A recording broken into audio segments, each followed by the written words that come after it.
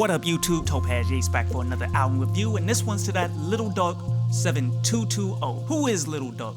Veteran Chicago drill rapper that's been around since 2013, but has been building his resurgence in the commercial space with his undying work ethic and critical collaborations with the likes of, say, Drake to Lil Baby, helping establish new artists like King Von, and his notable beefs with the likes of, say, NBA Youngboy. Like, he's a shining example that there is life after your first initial deal is up and they don't re-sign you, as he came into the game with Def Jam, that went to Interscope, and now he's with directly Sony Music, who is one of the only 5 major record labels, but he got that deal through Alamo Records, so that's a good place, man, because you're not signed to a label who's really just a subsidiary of the 5 record labels out there, so you gotta break bread so many different ways. Honestly, I think he's in a great space to continue to build his own, because we're seeing his own promotion. You're seeing how he's pushing himself on the interviews and dropping music. Like, he has more creative ability than we've seen before in the past. And as long as you got the respect of your people and willing to build it up out the mud, there's always a future for you, and that's what Lil Durk is proving right here. As we go ahead and jump into this album, conceptually, this feels like a passion project.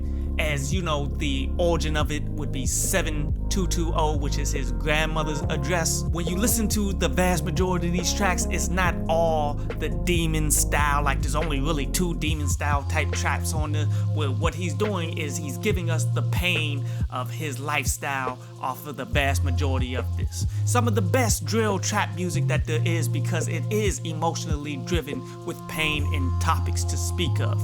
And I feel as though this is a solid album, because he sticks to what he's best at, and he's making the best versions of those songs that he can make. Yes, it's lacking in versatility for the most part, but it provides what the audience wants from him. Therefore, I believe that it's a win. Like, the only 2 tracks that I said is like the demon style that Chicago is becoming synonymous with, even though they're lacking a lot of lyricism. It's really just empty calorie type songs. There'll be Ah Ha Ha and Peed Me Off, where those 2 songs have the production that matches the tone of that hopeful individual representing his people in the mix of struggle and death and beef with other individuals. They weren't my favorite songs, but they were very entertaining, and I respect what he's doing with that. One of my favorite songs was that Started From, which was the intro, where he's setting the tone. He's painting the picture of his humble beginnings here as he's delving into why he named it 7220, which was his granny's address, as I said before. Another one of the tracks I want to talk about, which is the Internet's one of their favorite joints, not one of mine, but that no interviews, with what he's pretty much doing is just spitting on this. And, you know, the people are going to make it out to be better than what it actually is. This is the one that people are actually entertained by, as there are some moments of bars that's within there, but it's not really amazing. It's not one that I'm going to put on my playlist at all, but that's one of the ones that the internet wants you to listen to. Another song that I want to talk about is that Grow Up / Keep It On Speaker, because I felt as though Grow Up was just a tremendous song that should have been finished instead of going into something else. Because, you know, that's one thing that I say consistently over the years, man. If you're going to do this, where you take one track and then try to bleed it into another, or just switch it up completely, like, then each one of those songs gotta be equally as hot, or else you diminish the entire value behind it all. And that's exactly what happened, because I don't want to just listen to 1 minute of a dope song, then just fast forward through, so I just let the whole track go. Then you got some interesting songs like The Differences,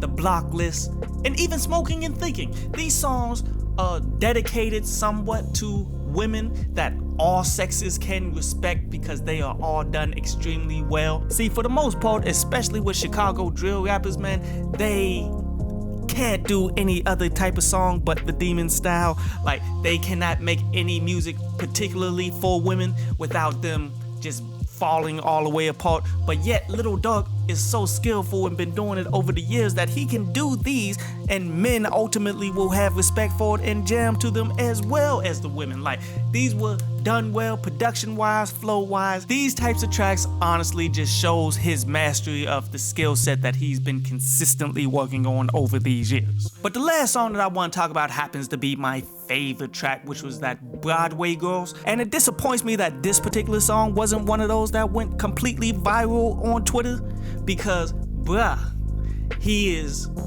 doing what he does best, but yet he's meshing it with country music.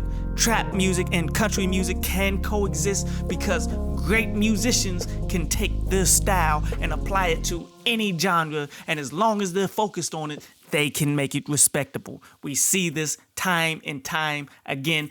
I just wish that Lil Durk would, experiment a little bit more and this not be the only type of song that's completely out of left field that he does to the highest regard. Like, he can do this with a lot more things, but yet since he did it tastefully done as he did, it makes it all the more worthwhile. Easily the best song off of this, easily a hit in my perspective. But we can't end off this review without going through the bars.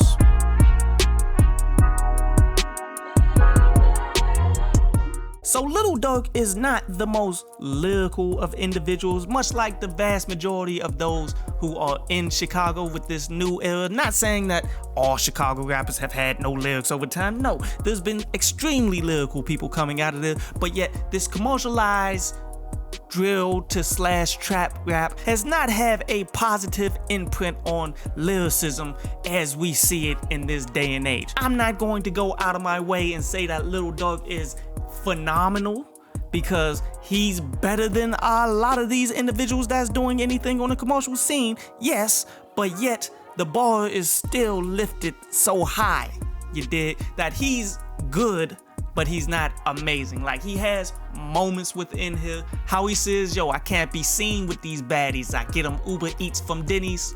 Okay, I guess. Another bar that he says, if they catch me, they gonna kill me, that's why I can't get a job. Like, interesting, because it gives you insight on his life, on why he cannot live an average life, especially from where he's from, as he portrayed it in a pretty decent way. But I'm not going to say that it was amazing though. While the internet seemed to have been going wild over just this bar, like, it's gonna smell like a pork and lean if I fought. That just goes to show you that lyricism is not what his audience is actually looking for, and that's why he's able to consistently put out content without super strong lyricism, as long as he got the right production, as long as he got the right delivery on top of it, and he creates music that people overall vibe with, then he's ultimately winning, and that's what he's doing.